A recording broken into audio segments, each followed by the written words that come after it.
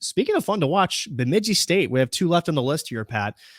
This is not the same Bemidji State team under a Sarah Torrey that we've been used to. It's a different game that they're playing this year. It's actually kind of refreshing a little bit. Yeah, well, you know what? When you get better players and more skilled players, you can do different things, and that's where Tom Serratori is so good. Is that he recognizes that, and hey, if he's got guys that can go, he's going to let them go, and they're not gonna deviate a ton from their structure and how they like to do things, but he's got some guys that know how to play, and I thought at this point they would be a little bit ahead of where they are, even though I think they're in second place right now. Correct me if I'm wrong, but first, I believe. In fact, I'm checking right out. They're first in the CCA. But they probably lost some that they felt that they probably should have had. Probably, yep. But every team, hey, listen, everybody's beating everybody now, so I can't figure it out. The parity in college hockey is terrific, and that's what makes the game even funner too, because I don't think there really is an elite team in college hockey this year. I think there are 4 or 5 that are really, really, really good, and then you got a second tier that are awfully good, and so that doesn't mean anybody can't beat anybody on any given night.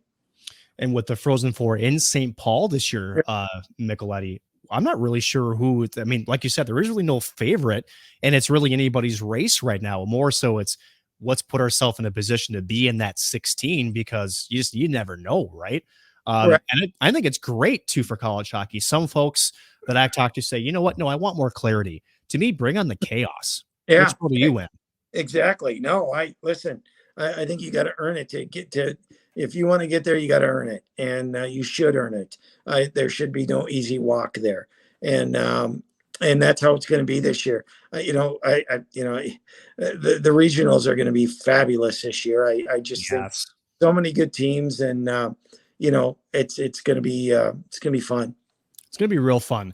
Speaking of fun for Bemidji, they've been having a lot of fun watching some of their players grow this year. How about Kyle Luft? 5 goals, 10 assists, 15 points for this kid for Bemidji. You don't see that very often. Now, Leighton Road, 8 goals on the year. He leads the team there.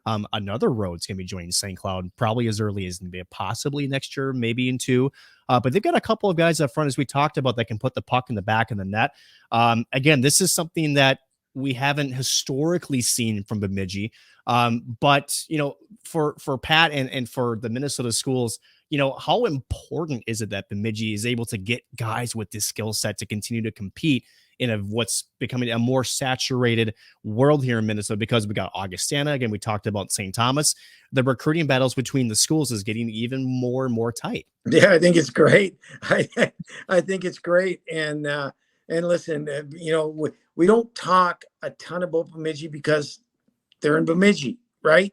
They're not St. Cloud, which is close to Minneapolis, or Mankato, or Duluth. They're, St. Thomas. And so they're kind of, but don't forget about Bemidji. Don't forget about them, right? Because they've made it to the Frozen Four. They've made NCAA appearances. But Tom knows the type of player he can recruit, and sometimes he gets guys with a little bit more skill than he originally thought, and they're performing. So I cheer for that program day in and day out. He's a dear friend of mine, and he's done a great job over the 20 some odd years he's been there. It's almost tough to imagine the Bemidji State team without a coach last name Serratori at this point. He's been there so long. Exactly.